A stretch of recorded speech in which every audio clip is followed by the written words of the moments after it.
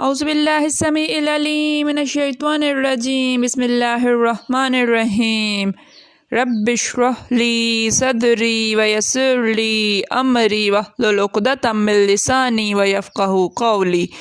رب یسر ولا تؤثر وتمم بالخیر وبک نستعین رب زدنی علما۔ السلام علیکم ورحمۃ اللہ وبرکاتہ۔ الحمدللہ ہم سورہ نساء کا ترجمہ و تفسیر کر رہے ہیں۔ 87 آیات کا ترجمہ و تفسیر الحمدللہ ہم کر چکے ہیں۔ آج کا سبق آیت نمبر 88 سے دیکھیے۔ اعوذ باللہ من الشیطان الرجیم فما لکم فی المنافقین فئتین واللہ ارکسہم بما کسبوا فما لکم پس ما کیا لا کے لیے کم تمہارے پس تمہارے لیے کیا ہے، یعنی سو تمہیں کیا ہوا ہے، فی المنافقین فی میں المنافقین منافقین کے بارے میں، فئتین دو فریق ہو گئے ہو، دو گروہ ہو گئے ہو، واللہ اور اللہ ارکسہم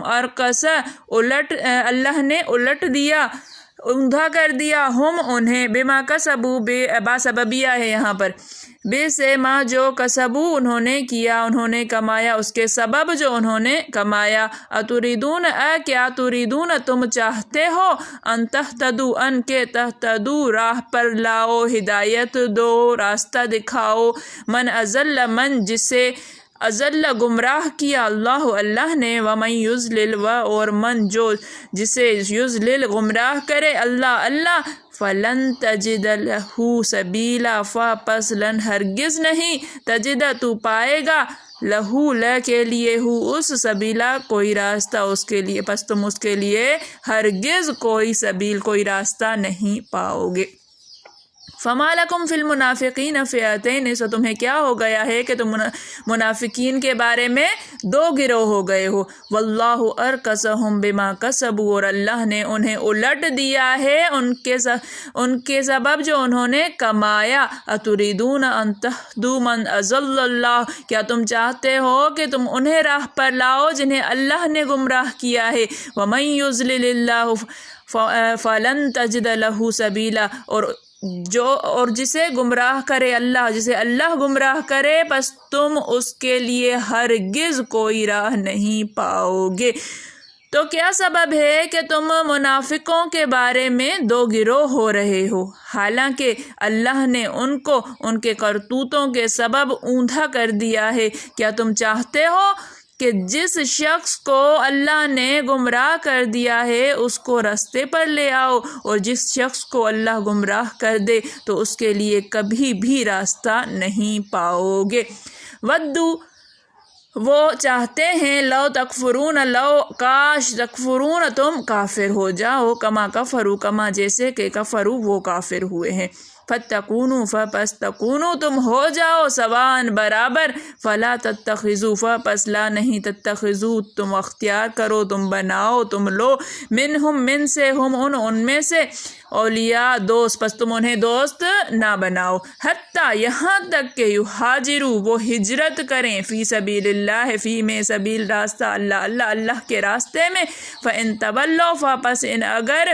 تولو منہ موڑیں، فخذوہم پس خذو پکڑو ہم ان کو، وقتلوہم اور اقتلو قتل کرو ہم انہیں اور انہیں قتل کرو، حیث وجدتموہم حیث جہاں کہیں وجد پاؤ وجدتمو ان کو پاؤ، ہم انہیں تم انہیں پاؤ، ولا تتخذوا اور لا نہیں تتخذوا بناؤ، منہم ان میں سے ولیاً دوست، ولا نصیرا اور نہ ہی مددگار، ودوا لو تکفرون کما کفروا وہ چاہتے ہیں کہ کاش تم بھی کافر ہو جاؤ جیسے کہ وہ کافر ہیں، فتکونوا سواء سو تم برابر ہو جاؤ، فلا تتخذوا منہم اولیاء پس تم انہیں دوست مت بناؤ، حتیٰ یہاجروا فی سبیل اللہ یہاں تک کہ وہ اللہ کی راہ میں ہجرت کریں، فإن تولوا پھر اگر وہ منہ موڑیں، فخذوہم تو انہیں پکڑو، وقتلوہم اور انہیں قتل کرو، حیث وجدتموہم جہاں کہیں تم انہیں پاؤ، ولا تتخذوا منہم ولیا اور انہیں دوست مت بناؤ، ولا نصیرا اور نہ ہی مددگار بناؤ۔ وہ تو یہی چاہتے ہیں کہ جس طرح وہ خود کافر ہیں اسی طرح تم بھی کافر ہو کر سب برابر ہو جاؤ۔ تو جب تک وہ اللہ کی راہ میں وطن نہ چھوڑ جائیں ان میں سے کسی کو دوست نہ بنانا۔ اگر ترک وطن کو قبول نہ کریں تو ان کو پکڑ لو اور جہاں پاؤ قتل کر دو اور ان میں سے کسی کو اپنا رفیق اور مددگار نہ بناؤ۔ دیکھیے کہ یہ والی آیت جو ہے فَمَا لَكُمْ فِي الْمُنَافِقِينَ فِئَتَيْنِ، اس کے اندر اس کے شان نزول کے اندر اختلاف ہے کہ منافقوں کے کس معاملے میں مسلمانوں کے درمیان دو قسم کے خیالات داخل ہوئے تھے۔ اصل میں یہ آیت نازل ہوئی ہے کہ منافقین کے بارے میں مسلمانوں کی دو رائے ہو گئی تھی۔ تو کون سے والے منافقوں کے بارے میں یہ معاملہ ہوا تھا؟ حضرت زید بن ثابت رضی اللہ تعالیٰ عنہ فرماتے ہیں کہ رسول اللہ صلی اللہ علیہ وآلہ وسلم جب میدان احد میں تشریف لے گئے تب آپ کے ساتھ منافق بھی تھے جو جنگ سے پہلے ہی لوٹ آئے تھے۔ ہم نے پڑھا تھا ہزار مسلمانوں کا لشکر لے کر نبی کریم صلی اللہ علیہ وآلہ وسلم میدان احد میں چلے تھے، تو وہاں سے پھر 300 لوگ جو ہیں واپس آ گئے تھے۔ منافقین کے سردار ابی بن سلول ان کو لے کر واپس آیا تھا۔ ان کے بارے میں بعض مسلمان تو کہتے تھے کہ انہیں قتل کر دینا چاہیے اور بعض کہتے تھے نہیں یہ بھی ایماندار ہیں۔ اس پر یہ آیت اتری ہے۔ تو رسول اللہ صلی اللہ علیہ وآلہ وسلم نے فرمایا یہ شہر طیبہ ہے جو خود بخود میل کچیل کو اس طرح دور کر دے گا جس طرح بھٹی لوہے کے میل کچیل کو چھانٹ دیتی ہے۔ ابن اسحاق میں ہے کہ کل لشکر جنگ احد میں 1000 کا تھا۔ عبداللہ بن ابی بن سلول 300 آدمیوں کو اپنے ہمراہ لے کر واپس لوٹ آیا تھا اور حضور صلی اللہ علیہ وسلم کے ساتھ پھر 700 ہی رہ گئے تھے۔ حضرت ابن عباس رضی اللہ تعالیٰ عنہ فرماتے ہیں کہ مکہ سے نکلے انہیں یقین تھا کہ اصحاب رسول سے ان کی کوئی روک ٹوک نہیں ہوگی کیونکہ بظاہر کلمہ کے قائل تھے۔ ادھر جب مدنی مسلمانوں کو اس کا علم ہوا تو ان میں سے بعض کہنے لگے ان نامرادوں سے پہلے جہاد کرو، یہ ہمارے دشمنوں کے طرفدار ہیں، اور بعض نے کہا سبحان اللہ، جو لوگ تم جیسا کلمہ پڑھتے ہیں تم ان سے لڑو گے صرف اس وجہ سے کہ انہوں نے ہجرت نہیں کی اور اپنے گھر نہیں چھوڑے، ہم کس طرح ان کے خون اور ان کے مال اپنے اوپر حلال کر سکیں۔ ان کا یہ اختلاف رسول اللہ صلی اللہ علیہ وسلم کے سامنے ہوا، آپ خاموش تھے، تو یہ آیت نازل ہوئی ہے۔ یہ دوسری وجہ ہوئی۔ پہلی کیا کہ احد کے میدان میں جو منافقین واپس آئے تھے ان کے بارے میں دو رائے ہو گئیں۔ دوسرا یہ کہ جو مکہ سے اب احد کے میدان میں زبردستی ان مسلمانوں کو، ان کلمہ گو لوگوں کو بھی پکڑ کے لایا گیا تھا کافروں کے لشکر میں جو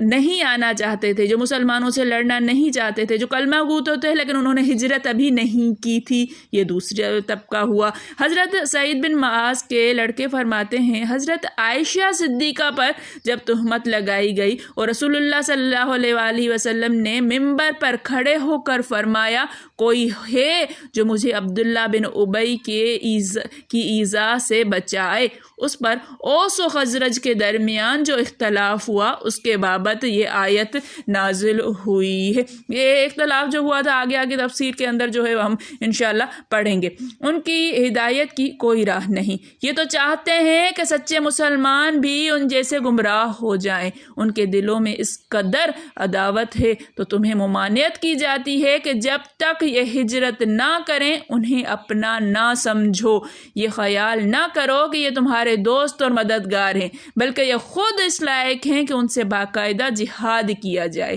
پھر ان میں سے ان حضرات کا استثناء کیا جاتا ہے جو کسی ایسی قوم کی پناہ میں چلے جائیں جس سے مسلمانوں کا عہد و پیما صلح و سلوک ہو، تو ان کا حکم بھی وہی ہوگا جو معاہدہ والی قوم کا ہے۔ سراقہ بن مالک مدلجی فرماتے ہیں جب جنگ بدر اور جنگ احد میں مسلمان غالب آئے اور آس پاس کے لوگوں میں اسلام کی بخوبی اشاعت ہو گئی تو مجھے معلوم ہوا کہ حضور صلی اللہ علیہ وآلہ وسلم کا ارادہ ہے کہ خالد بن ولید کو ایک لشکر دے کر میری قوم بنو مدلج کی گوشمالی کے لیے روانہ فرمائیں۔ تو میں آپ کی خدمت میں حاضر ہوا اور کہا میں آپ کو احسان یاد دلاتا ہوں۔ لوگوں نے مجھ سے کہا خاموش رہ، لیکن حضور صلی اللہ علیہ وسلم نے فرمایا اسے کہنے دو،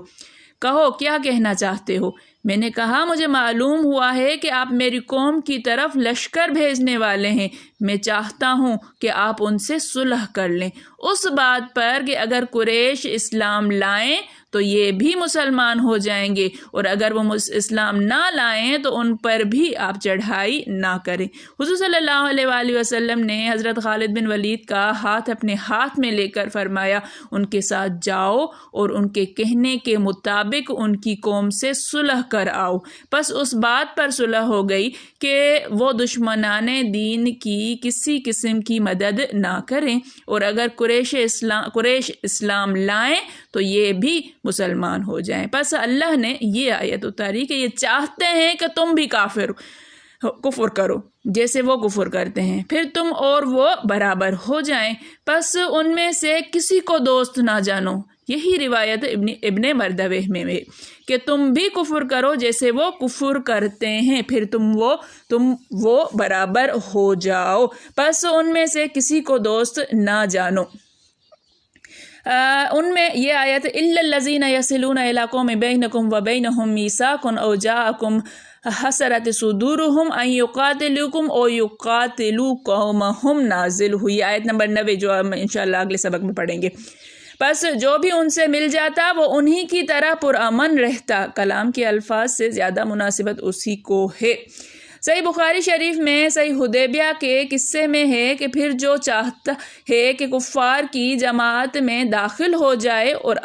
امن پا لیتا ہے، اور جو چاہتا ہے مدنی مسلمانوں سے ملتا اور عہد نامہ کی وجہ سے مامون ہو جاتا۔ حضرت ابن عباس رضی اللہ تعالیٰ عنہ کا قول ہے کہ اس حکم کو پھر اس آیت نے منسوخ کر دیا، سورہ توبہ والی آیت نے، فَإِذَا انسَلَخَ الْأَشْهُرُ الْحُرُمُ، جب حرمت والے مہینے گزر جائیں، فَاقْتُلُوا الْمُشْرِكِينَ، قتال کرو مشرکین سے، حیث وجدتموہم، جہاں کہیں تم انہیں پاؤ، وخذوہم، انہیں پکڑو، وحصروہم، انہیں قید کرو، وقعدوا لہم کل مرصد، اور ہر گھاٹ میں ان کے لیے بیٹھ جاؤ، فَإِن تابوا، بس اگر وہ توبہ کر لیں، وَأَقَامُوا الصَّلَاةَ، اور نماز پڑھیں، وَآتُوا الزَّكَاةَ، اور زکوٰۃ ادا کریں، فَخَلُّوا سبیلہم، تو ان کے لیے راستے چھوڑ دو، ان اللہ غفور الرحیم، اللہ تعالیٰ بخشنے والا رحم کرنے والا ہے۔ ایک دوسری جماعت کا ذکر اگلی آیت میں ہو رہا ہے، وہ انشاءاللہ یہ کل پڑھیں گے، الا الذین یصلون الی قوم بینکم وبینہم میثاق۔ اللہ تعالیٰ سمجھنے کی توفیق عطا فرمائے۔ میرے پڑھانے میں، آپ کے پڑھنے میں، میرے سمجھانے میں، آپ کے سمجھنے میں کوئی غلطی، خطا، بھول چوک ہو گئی ہو تو میں اللہ کے حضور میں توبہ کرتی ہوں اور معافی کے خواستگار ہوں۔ ربنا تقبل منا انک انت السمیع العلیم۔ السلام علیکم ورحمۃ اللہ وبرکاتہ۔